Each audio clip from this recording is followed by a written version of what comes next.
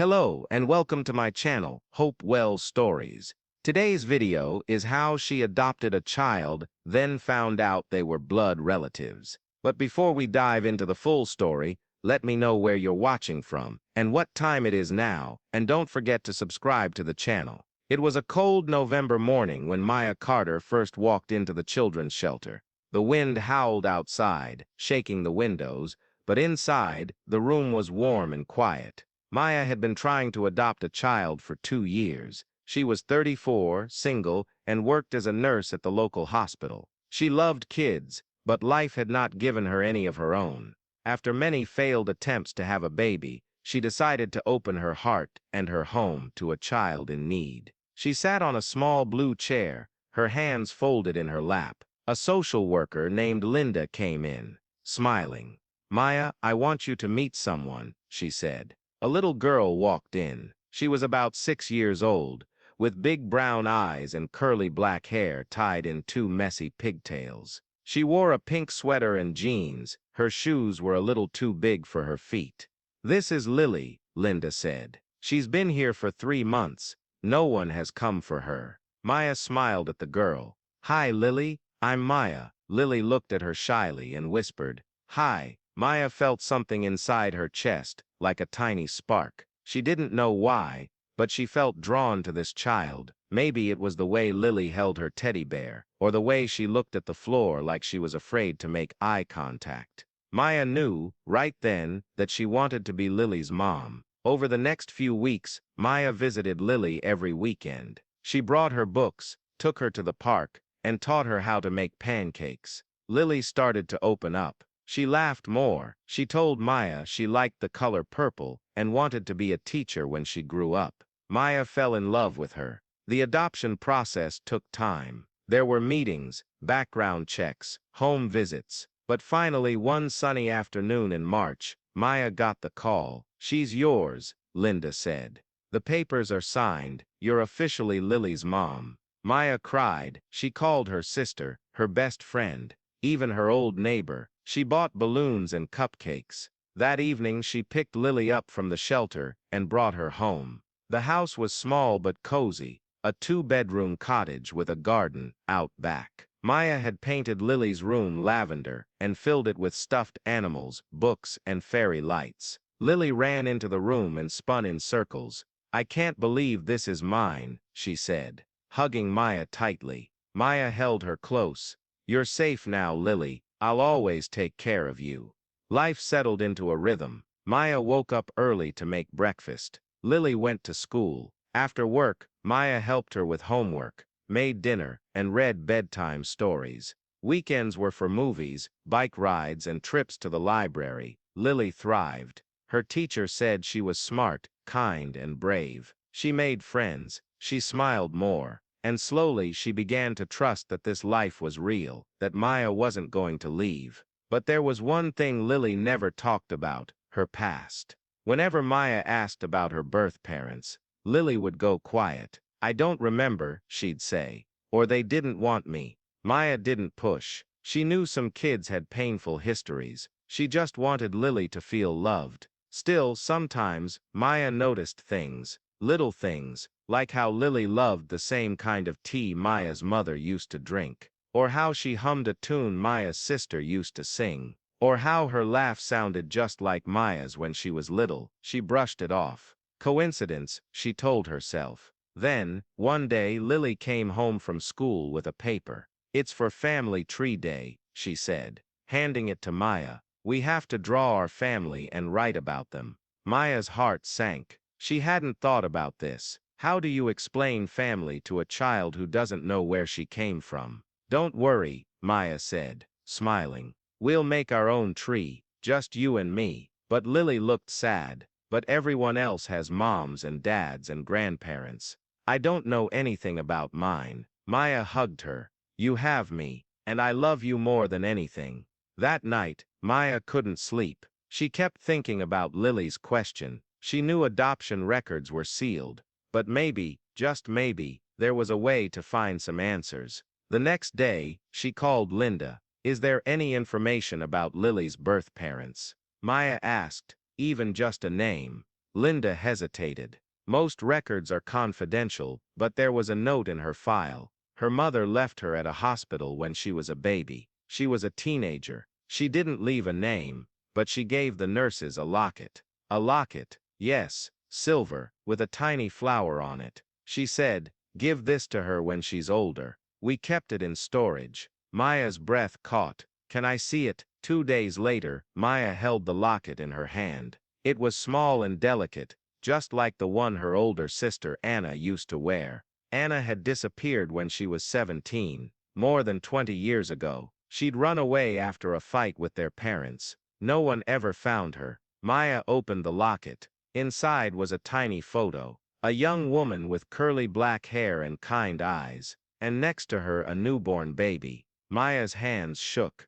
The woman looked just like her. And the baby looked just like Lily. "No," Maya whispered. It can't be. But the more she stared, the more it made sense. The eyes, the nose, the shape of the face. It was like looking at a younger version of herself. Next to a baby version of Lily. She called Linda, again. Was there a name?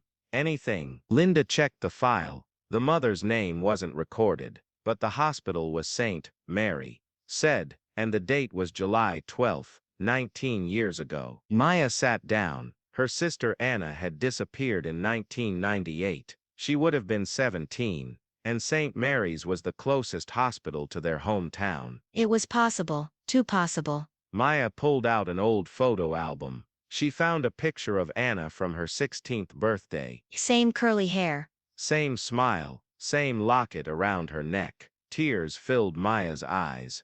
Oh my God. She said, "Anna had a baby, and that baby is Lily." She didn't tell Lily right away. She needed to be sure. Maya went to St. Mary's Hospital. She asked to speak to someone in records. After explaining her situation, a kind nurse named Carol helped her. "We don't keep birth records that long," Carol said, "but sometimes, if a mother signed anything, there might be a file." They searched, and then there it was. A single document. Mother's name.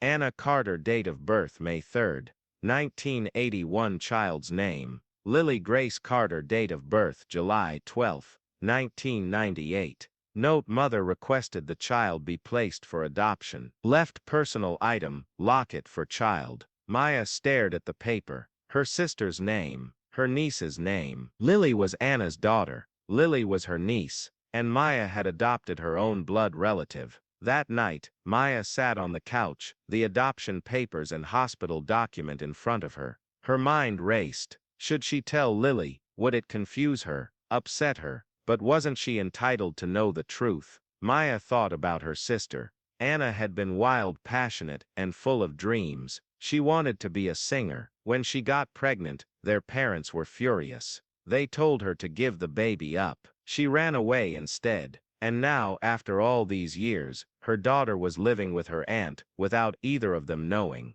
It was like a movie. Maya took a deep breath. She had to tell Lily. But gently. The next day, after school, Maya made hot chocolate. Lily sat on the couch, swinging her legs. "Lily," Maya began, "I have something to tell you, something important." Lily looked at her. Is everything okay? Maya took her hand. Yes. "More than okay. I found something about your mom." Lily's eyes widened. "My real mom?" Maya nodded. Yes. "Her name was Anna. She was my sister." Lily blinked. "Your sister? So you're my Aunt." Maya said softly. "And you're my niece." Lily sat back, stunned. "Wait, so you're family? Like blood family?" Yes. Maya said, tears in her eyes. "I didn't know when I adopted you. I swear, I just wanted to give you a good life." Lily was quiet for a long time. She looked at the photo in the locket, then at Maya, then back at the photo. "She looks like you," Lily whispered. She was my big sister. Maya said, "She was kind and brave just like you. She loved music, and she loved you very much. That's why she left the locket, so you'd know she thought about you." Yes. Lily touched the locket around her neck. "So you're my mom, and my aunt." Maya smiled. "Legally, I'm your mom, always. But now we know we're also family by blood." It doesn't change anything. I still love you the same. But now, we have more of a story. Yelly. Threw her arms around Maya. I have a grandma and grandpa, cousins, Yes. Maya said, hugging her tight, and I'll tell you all about them. And about Anna, if you want. Lily pulled back, her eyes bright. I want to know everything. Over the next few weeks, Maya shared stories about Anna. She showed Lily old photos, played Anna's favorite songs, and told her about the time Anna climbed a tree to rescue a kitten. Lily listened with wide eyes. She sounds cool. She was, Maya said.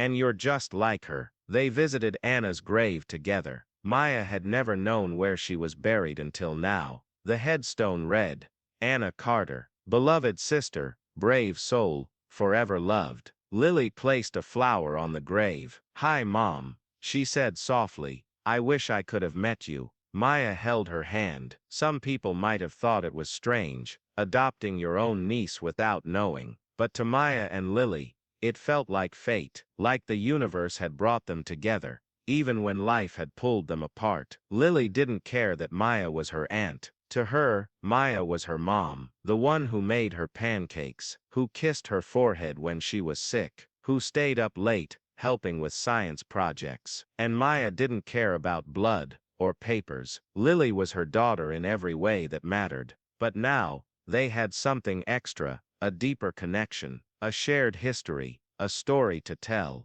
One evening, Lily sat at the kitchen table, drawing a new family tree. She wrote Maya Carter, mom also aunt, Lily Carter, daughter also niece, Anna Carter, birth mom, also Maya's sister, grandma and grandpa Carter, Lily's grandparents. She showed it to Maya. It's kind of messy, Lily said. Maya laughed. Family isn't about being perfect, it's about love. Lily smiled. Then this tree is perfect. Years passed. Lily grew up. She became a teacher, just like she always wanted. She moved into her own apartment, but visited Maya every Sunday for dinner. One day, she brought someone with her. Mom, she said, this is Jamie, my fiance. Maya hugged her tightly. I'm so happy for you. Later, when Jamie went to the kitchen, Lily took Maya's hand. I've been thinking, she said, when we have kids, I want to tell them our story. Maya smiled. The story of how your mom adopted her own niece. Lily nodded.